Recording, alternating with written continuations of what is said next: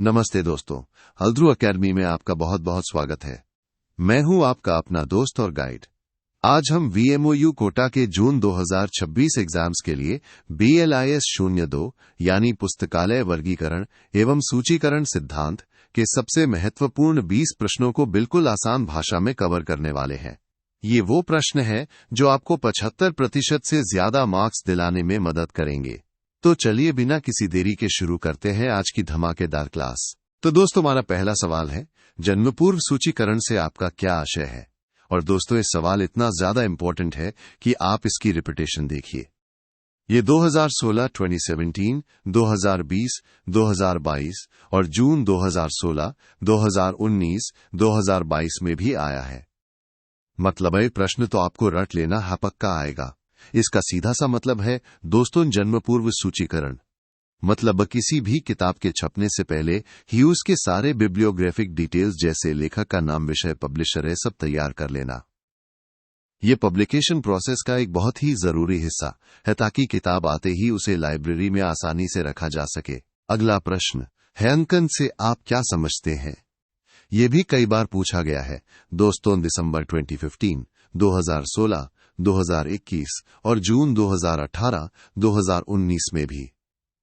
तो ध्यान से सुनिए। अंकन को आप ऐसे समझिए, एक तरह की खास भाषा है जिसमें हम कुछ सिंबल्स या नंबर्स का इस्तेमाल करते हैं। इसका काम क्या है? लाइब्रेरी में किताबों को एक सही ऑर्डर में एक सही जगह पर रखने के लिए। ये एक आर्टिफिशियल लैंग्वेज है जो हमें चीजों को व्यवस्थित करने में मदद करती है। चलिए अब देखते हैं प्रश्न 3, CIP एवं मार्क का विस्तृत नाम लिखिए। ये भी एक बहुत ही कॉमन और रिपीटेड क्वेश्चन है। 2015, 2016, 2019 और 2022 में भी आया है। इसका जवाब बहुत सीधा है दोस्तों। CIP का मतलब है कैटलॉगिंग इन पब्लिकेशन और मार्क का पूरा नाम हैमशीन रीडेबल कैटलॉगिंग। ये दोनों ही लाइब्रेरी साइंस में बहुत महत्वपूर्ण टर्म्स हैं। प्रश्न 4 पर आते हैं, क्रमांक संख्या की परिभाषा लिखिए। ये भी 2020, 2021 और जून 2016, 2019 में पूछा गया है। ध्यान दीजिएगा, डॉक्टर रंगनाथन के अनुसार क्रमांक संख्या वो नंबर है जो लाइब्रेरी में किसी भी डॉक्यूमेंट की बाकी डॉक्यूमेंट्स के बीच में उसकी सही जगह बताता है। ये एक तरह से डॉक्यूमेंट का एड्रेस होता है जिससे उसे ढूंढना आसान हो जाता है। अब है प्रश्न 5, सूची पत्रक का मानक माप बताइए। ये भी 2021 और जून 2015, 2017, 2019 में आया है। पुस्तकालय में जो सूची पत्रक यानी कैटलॉग कार्ड इस्तेमाल होता है उसका स्टैंडर्ड साइज होता है 12.5 सेंटीमीटर गुणा 7.5 सेंटीमीटर। ये एक फिक्स माप है जो हर जगह फॉलो किया जाता है। दोस्तों, अगर आप भी चाहते हैं कि आपके 75% से ज्यादा मार्क्स पक्के हो जाए तो देर किस बात की। इस पूरी सब्जेक्ट गाइड की PDF को अभी डाउनलोड कीजिए। इसका डायरेक्ट लिंक आपको नीचे डिस्क्रिप्शन बॉक्स में मिल जाएगा। ये गाइड आपकी तैयारी को 4 चांद लगा देगी, तो अभी क्लिक करें और डाउनलोड करें। चलिए आगे बढ़ते हैं प्रश्न 6 की ओर। खोज नाम से आप क्या समझते हैं? ये भी दिसंबर 2016, 2021 और 2022 में पूछा गया है। खोज नाम का मतलब है जब कोई पाठक किसी खास विषय पर कोई किताब या डॉक्यूमेंट ढूंढता है तो वो जिस नाम या तरीके से उसे खोजता है वही खोज नाम कहलाता है। जैसे अगर मुझे इतिहास पर किताब चाहिए तो इतिहास मेरा खोज नाम हो गया। प्रश्न 7 है, वर्गीकार को परिभाषित कीजिए। ये भी 2015, 2020 और जून 2019 में आया हुआ है। वर्गीकार वो व्यक्ति होता है दोस्तों जो लाइब्रेरी में किताबों या डॉक्यूमेंट्स को किसी खास वर्गीकरण सिस्टम जैसे ड्यूए डेसिमल क्लासिफिकेशन या कोलन क्लासिफिकेशन का इस्तेमाल करके उन्हें सही कैटेगरी में बांटता है।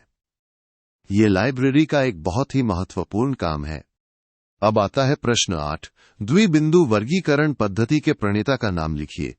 ये भी 2020, जून 2015 और 2019 में पूछा गया है। द्विबिंदु वर्गीकरण पद्धति, जिसे हम कोलन क्लासिफिकेशन भी कहते हैं, इसके जनक या प्रणेता हैं हमारे महान डॉक्टर ऐसा रंगनाथन। ये नाम आपको हमेशा याद रखना है। प्रश्न 9 है, पूर्ववर्ती सामान्य एकलों के प्रकार बताइए। ये भी 2017, 2019 और जून 2016 में आया है। पूर्ववर्ती सामान्य एकल वो होते हैं जो किसी भी डॉक्यूमेंट को क्लासिफाई करते समय स्थानीय काल यानी समय से जुड़े पहलुओं से पहले या बाद में इस्तेमाल होते हैं। ये वर्गीकरण को और ज्यादा सटीक बनाते हैं। प्रश्न 10 पर आ गए हैं हम। सूची के परंपरागत भौतिक स्वरूप के कोई दो भौतिक स्वरूप बताइए। ये भी 2015, जून 2018 और 2022 में पूछा गया है। परंपरागत रूप से लाइब्रेरी में सूची यानी कैटलॉग के दो मुख्य भौतिक स्वरूप होते हैं। पहला सूची पत्रक जिसे हम कैटलॉग कार्ड कहते हैं और दूसरा पुस्तक सूची यानी बुक कैटलॉग। ये दोनों ही पुराने समय से इस्तेमाल होते आ रहे हैं। प्रश्न 11 है, द्विबिंदु वर्गीकरण प्रणाली में प्रयुक्त कोई दो विधियों के नाम लिखिए। ये भी 2019, जून 2016 और 2018 में आया है। द्विबिंदु वर्गीकरण प्रणाली में कई विधियां इस्तेमाल होती हैं, लेकिन दो मुख्य विधियां हैं। विषय विधियानी सब्जेक्ट मेथड और कालक्रम विधियानी क्रोनोलॉजिकल मेथड। ये दोनों ही वर्गीकरण को आसान बनाती हैं। प्रश्न 12 पर आते हैं। फलक सूची को परिभाषित कीजिए। ये भी जून 2016, 2018 और 2022 में पूछा गया है। फलक सूची को आप ऐसे समझिए, लाइब्रेरी में रखी किताबों की एक छोटी सी लिस्ट होती है। ये लिस्ट बिल्कुल उसी क्रम में बनी होती है जिस क्रम में किताबें शेल्फ पर रखी होती हैं। इससे ये पता चलता है कि कौन सी किताब कहाँ है और कौन सी किताब मिसिंग है। प्रश्न 13 है, पंक्ति वर्ग का अर्थ बताइए। ये भी दिसंबर 2016 और जून 2023 में आया है। पंक्ति वर्ग का मतलब है जब हम किसी एक ही विशेषता के आधार पर एक ही लेवल के अलग अलग विषयों को एक साथ क्रम में रखते हैं तो उसे पंक्ति कहते हैं। ये सभी विषय आपस में जुड़े होते हैं। प्रश्न 14 है, केंद्रीकृत सूचीकरण से आपका क्या तात्पर्य है। ये भी दिसंबर 2016 और जून 2022 में पूछा गया है। केंद्रीकृत सूचीकरण का मतलब है जब कोई एक बड़ी संस्था जैसे कोई नेशनल लाइब्रेरीज भी किताबों की कैटलॉगिंग डिटेल्स तैयार करती है और फिर उन डिटेल्स को बाकी छोटी लाइब्रेरियों को देती है। इससे हर लाइब्रेरी को अलग से कैटलॉगिंग नहीं करनी पड़ती, समय और मेहनत दोनों बचते हैं। प्रश्न 15 है, DDC 19th एड की तालिका 2 का नाम लिखिए। ये भी दिसंबर 2020 और 2021 में आया है। DDC यानी डेवी डेसिमल क्लासिफिकेशन के 19वें एडिशन की तालिका 2 का नाम है भौगोलिक उपविभाजनया, इंग्लिश में कहें तो एरियाज। ये अलग अलग भौगोलिक क्षेत्रों को क्लासिफाई करने के लिए इस्तेमाल होती है। और हाँ दोस्तों, सिर्फ BLIS 02 ही नहीं, अल्ध्रुव एकेडमी आपके लिए BLIS के बाकी सब्जेक्ट्स जैसे BLIS 01, BLIS 05, BLIS 06, BLIS 07 और BLIS 08 के लिए भी प्रीमियम गाइड्स लेकर आया है। इन सभी की डाउनलोड लिंक्स भी आपको नीचे डिस्क्रिप्शन बॉक्स में मिल जाएंगी। अपनी तैयारी को और मजबूत बनाइए। प्रश्न 16 पर आते हैं। CCC के अनुसार मुख्य प्रविष्टि के आख्या अनुच्छेद में क्या सूचनाएं अंकित की जाती हैं। ये भी 2015 और 2021 में पूछा गया है। CCC यानी क्लासिफाइड कैटलॉग कोड के हिसाब से किसी भी किताब की मेन एंट्री के टाइटल सेक्शन में 3 मुख्य बातें लिखी जाती हैं। पहला किताब का टाइटल, दूसरा उसका सब टाइटल और तीसरा स्टेटमेंट ऑफ रिस्पॉन्सिबिलिटी यानी लेखक या जिसने भी उसे तैयार किया है उसका विवरण। प्रश्न 17 है, पुस्तकालय सूची को परिभाषित कीजिए।